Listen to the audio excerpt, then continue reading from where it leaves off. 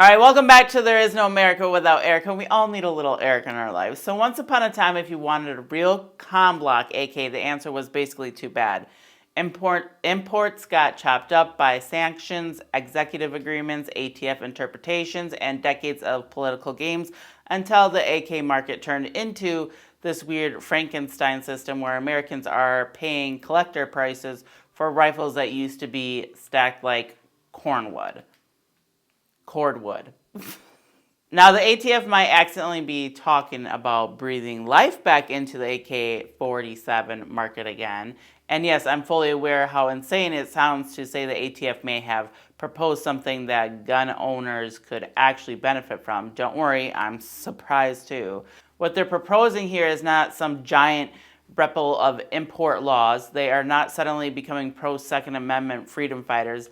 This is a proposed rule change, and proposed rules can change, get gutted, or completely disappear before they ever become final. So everybody needs to calm down before they start screaming AKs for $2.99 or back. But what they are proposing could have some real effects on the market if it survives. The ATF wants to stop using its own ancient list of banned import countries and instead tie firearm import restrictions directly to the State Department foreign policy restriction list.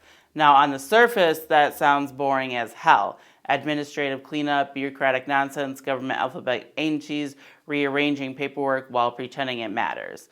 But buried inside that dry legal garbage is the interesting part.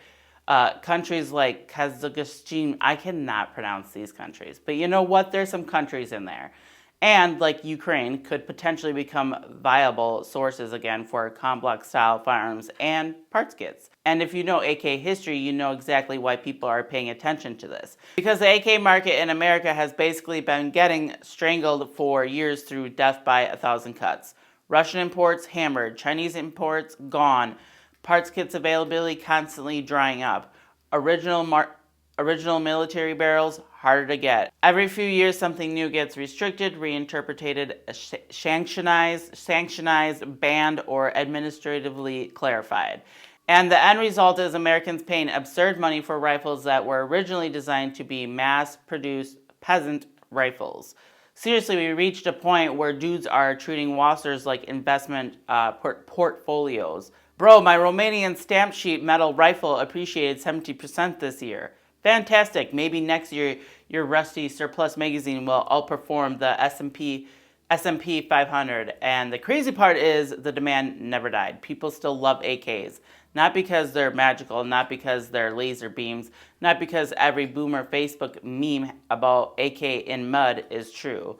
People love them because they're iconic, simple, reliable enough for practical use, and honestly just fun as hell to own. There's also something uniquely American about the AK market now. Now think about it. For decades, politicians and bureaucrats tried to really demonetize these rifles as evil foreign weapons, and American gun owners basically responded with, cool story, I'll take 3. That's one of the funniest unintended consequences in firearms history. The more they treated these rifles like forbidden objects, the more people wanted them.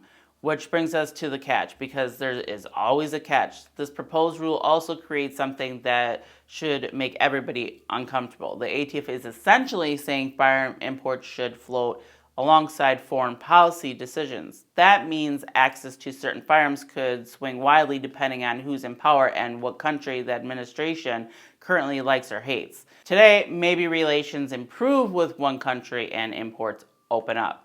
Tomorrow, another administration decides that country is problematic and slams the door shut again. That's not stable constitutional framework. That's your rights being tied to diplomatic mood swings, and that should bother people even if you personally hate AKs. Because once you normalize the idea that firearm access should fluctuate based on international politics instead of constitutional standards, you're opening up the door for endless manipulation. One administration could loosen imports, another could tighten them. One president signs paperwork, another reverses it. And your rights become this weird temporary permission slip instead of an actual right. That's the part people need to pay attention to while everybody's drooling over potential comm block imports.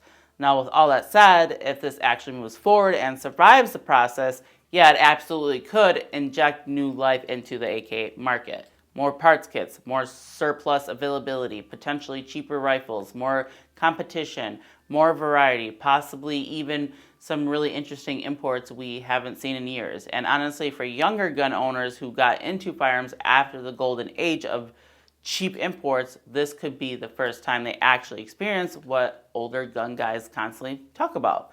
Because some of you younger viewers probably think old men are lying when they tell stories about SKSs stacked in barrels and AK ammo being cheaper than bottled water. No, that actually happened. There was a time dudes bought Spam cans of ammo like they were shopping at Costco. Now everybody acts like a sealed Spam can is some sacred relic discovered by archaeologists, that's how you say it. Oh my god, untouched 76239 for the ancient civilization. Meanwhile, somebody's trying to sell it online for the price of a used Honda Civic. And this is exactly why you guys need to pay attention to proposed rules like this instead of only freaking out when bans happen, because public comments matter, industry pressure matters, political pressure matters, and if you like AKs, AK variants, combat rifles, surplus imports, or just having more options in the market, this is absolutely one of those moments where you should probably hop into the comment section during the public comment period. Again, this is proposed. Nothing is guaranteed. This could get changed, delayed, watered down, expanded, killed entirely. Nobody knows yet. But it's one of those more interesting ATF proposals we've seen in a while, because for once, the potential impact isn't just, here's another way we're making your life harder, which honestly feels so usual coming from the ATF that I half expected the proposal PDF to burst into flames while reading it. Now, before we continue, quick reminder, the gear over at onlytechnicalfans.myshopify.com helps keeps this channel moving. The MREs have been selling like crazy lately. People are finally realizing food storage doesn't mean living in a bunker wearing a tinfoil hat. It just means maybe having supplies before everything goes stupid for a week. We've also got tourniquets, medical gear, slings, and all the normal stuff you should probably already own before an emergency reminds you why you should have bought it earlier.